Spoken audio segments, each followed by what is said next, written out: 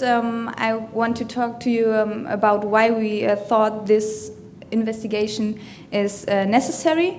Then I will give you a brief overview of what can influence the lifetime of SMA, and then I will explain our experimental procedure and setup and the results of our experiments, and then I will finish with our findings.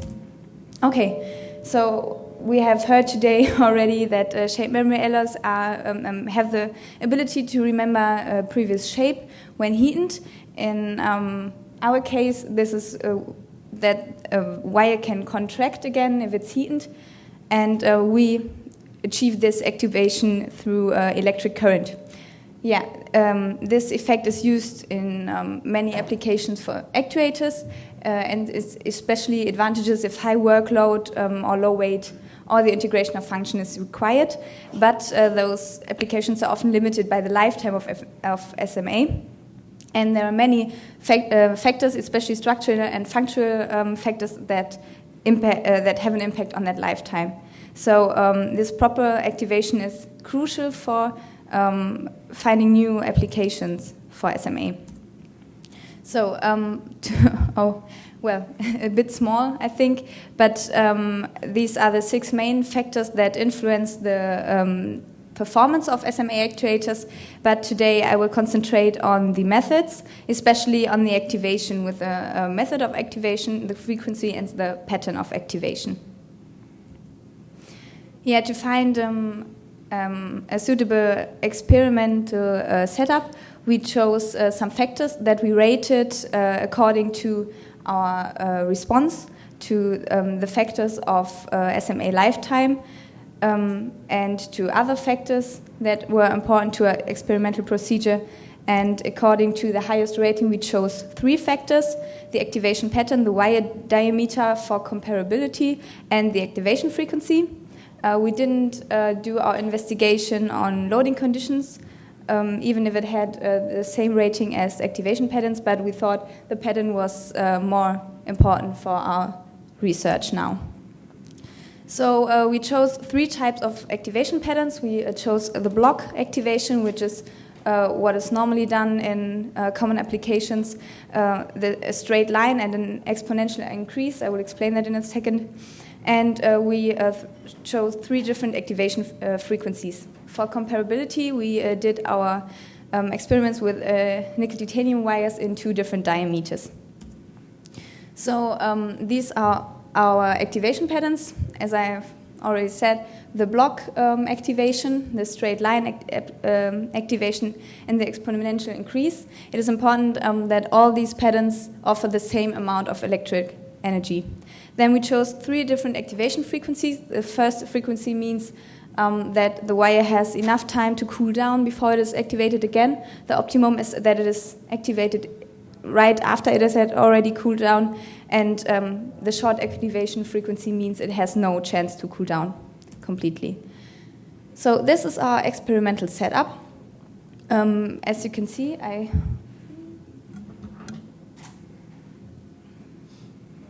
we have here is the wire fastened. It is loaded. In our case, we use water. It is really flexible to use with different diameters and different loading conditions. And the displacement is measured with an ultrasonic deflection sensor. And we also measure the voltage within the wire. In our case, we used power supplies that can offer those activation patterns we needed. This is the example of one activation cycle that we achieved using the block activation for an 0.15 millimeter wire. You can see we only needed 0.53 ampere to activate it. The activation frequency is long in this case. You can see the wire shortens and then has time to lengthen again to cool down before it is activated again. This shows the resistance within the wire. The resistance is in our case important because it is an indicator for the fatigue of the SMA. So this is an overview of our results now. As a response, we chose the relative displacement overall of the wire, and the relative displacement reduction and the absolute displacement reduction, the lifetime, so the cycles that the wire could do before it collapsed, and the resistance increase over the lifetime. So this is one of the diagrams we get usually. We can see what Herr Ottiber has told before. The wire needs some cycles to to reach the actual displacement that it will get the whole lifetime. And then what is important now to say, we tried to achieve a resistance increase so that we can forecast when the wire will collapse. So here we can see that the resistance just goes on a little bit, but we can see also we have some peaks here, and it is important now for us to detect how many cycles we need an increase so that we can define our forecast. So at first with our results we did a plausibility check. We can see we have two outliers here and here in the lifetime and the displacement reduction. That means that we have one wire that collapsed really quickly and had a really big reduction in displacement.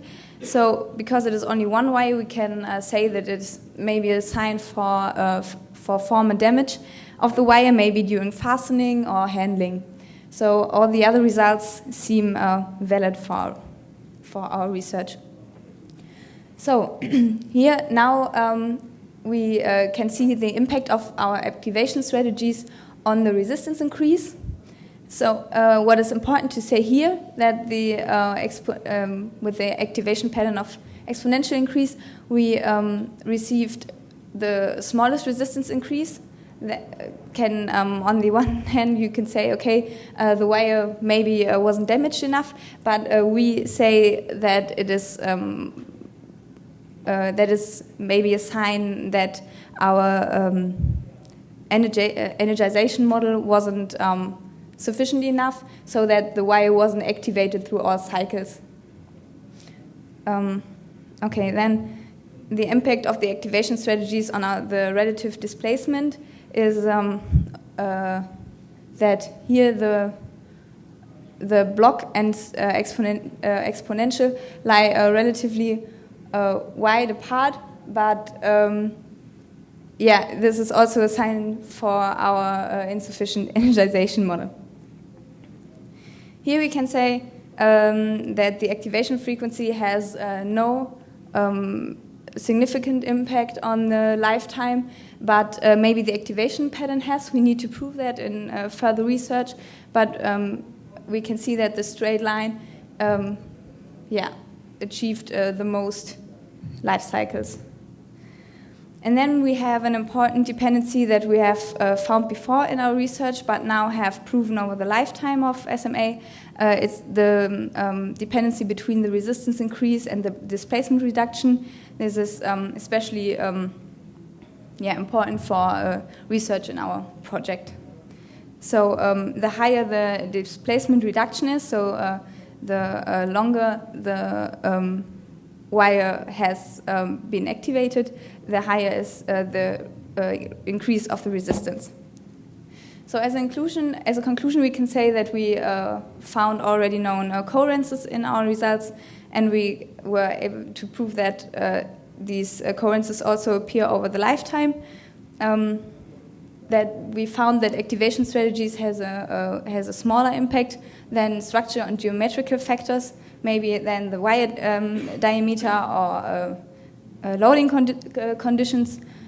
We found that our activation model needs some improvements for further studies, and that more interactions between the activation factors and the structure factors need to be investigated. So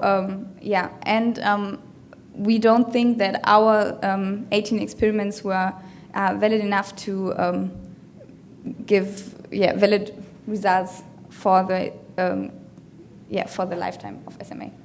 Yeah. Thank you. Thank you very much.